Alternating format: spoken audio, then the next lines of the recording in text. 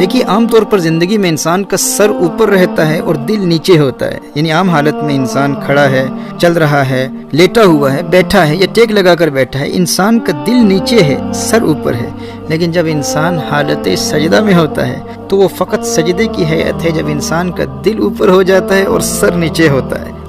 دیکھیے انسان کے جسم کے اشرف اعضاء کا تعلق انسان کے سر سے ہوتا ہے۔ انسان دماغ سے سوچتا ہے تو دماغ کا تعلق بھی سر سے ہے، زبان سے بولتا ہے تو زبان کا تعلق بھی سر سے ہے، آنکھوں سے دیکھتا ہے آنکھوں کا تعلق بھی سر سے ہے، ناک سے سونگھتا ہے ناک کا تعلق بھی سر سے ہے، کانوں سے سنتا ہے تو کانوں کا تعلق بھی سر سے ہے، زبان سے چکھتا ہے زبان کا تعلق بھی سر سے ہے۔ جب انسان اپنے سر کے ساتھ ان تمام کو اللہ جل وعلا کی بارگاہ میں حالت سجدہ میں جھکا دیتا ہے تو اس وقت اللہ جل وعلا انسان کے دل کو بلندی عطا فرماتا ہے، جو انسان کے دل ہی کا حق ہے، اور یہی انسان کے دل کا اصل مقام ہے، کیونکہ دل تو بادشاہ ہے نا، اور باقی جسم اس کی سلطنت ہے۔ دل بلند ہے، دل اعلیٰ ہے، دل عرفہ ہے، دل بادشاہ ہے، اور باقی جسم باقی اعضاء اس کی سلطنت ہے۔ یہاں تک کہ انسانی عقل اور دماغ اور یہ قوت عقلیہ مفکرہ یہ بھی اس بادشاہ دل کی سلطنت ہیں، یہ وزیر کی حیثیت رکھتے ہیں۔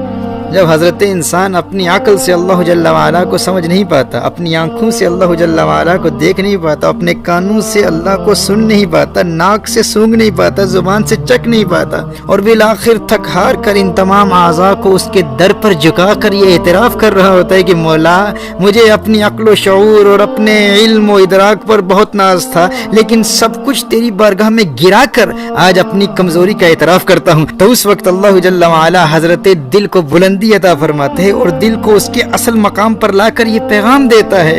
کہ سر کی آنکھوں سے تو مجھے دیکھ نہیں سکتا،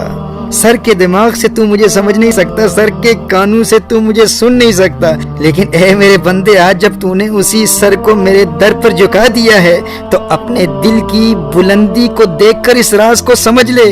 کہ تو مجھے اپنے ماتھے کی آنکھوں سے نہیں دیکھ سکتا لیکن دل کی آنکھوں سے دیکھ سکتا ہے، سر کے کانوں سے تو مجھے سن نہیں سکتا لیکن دل کے کانوں سے تو میرے کلام کو محسوس کر سکتا ہے، شرط یہ ہے کہ تیرا دل بلند رہے۔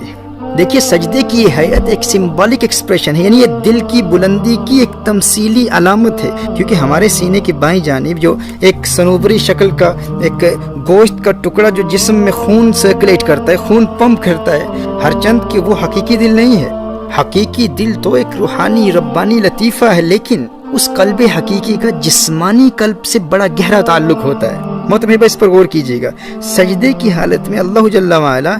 اس جسمانی دل کو بلند کر کے ہمیں یہ پیغام دیتا ہے کہ یہی حالت سجدہ ہے جس میں تیرا روحانی دل بھی بلندیوں میں پرواز کر رہا ہوتا ہے۔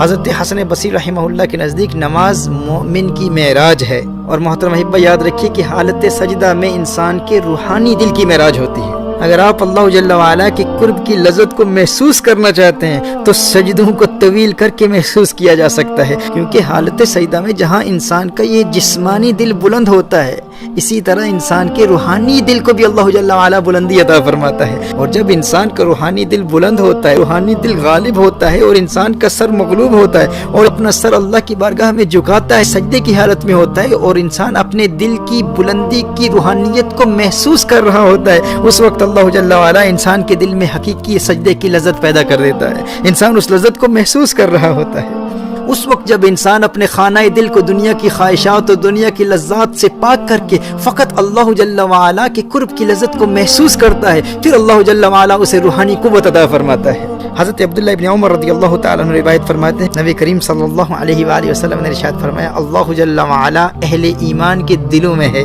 اسی طرح ایک حدیث قدسی میں اللہ جل وعلا ارشاد فرماتا ہے کہ میں اپنے زمین و آسمان میں نہیں سماتا بلکہ اپنے بندائے مومن کے دل میں سماتا ہوں۔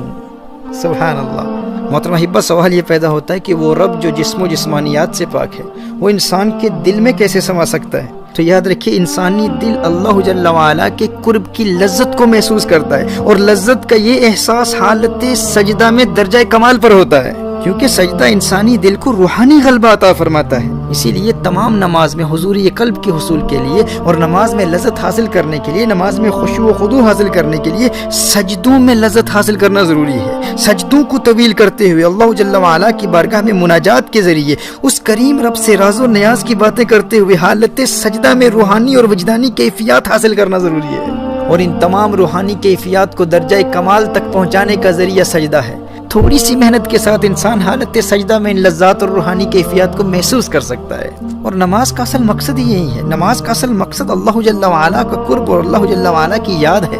قرآن کریم میں اللہ جل وعلا نے ارشاد فرمایا وَأَقِمِ الصَّلَاةَ لِذِكْرِي، نماز قائم کرو میری یاد کے لیے۔ اب اگر تمام نماز میں انسان اپنے رب کی یاد کی لذت کو محسوس ہی نہ کرے تو محترم احباب فرض تو ادا ہو جائے گا لیکن حقیقی مقصد حاصل نہیں ہوگا۔ سنن النسائی کی حدیث ہے، میرے آقا صلی اللہ علیہ وآلہ وسلم نے ارشاد فرمایا بہت سے کھڑے ہونے والے ایسے ہیں کہ انہیں تھکاوٹ و مشقت کے سوا نماز میں کچھ حاصل نہیں ہوتا، کیونکہ وہ نماز میں اللہ جل وعلا کے قرب کی لذت کو محسوس کرنے کی کوشش ہی نہیں کرتے۔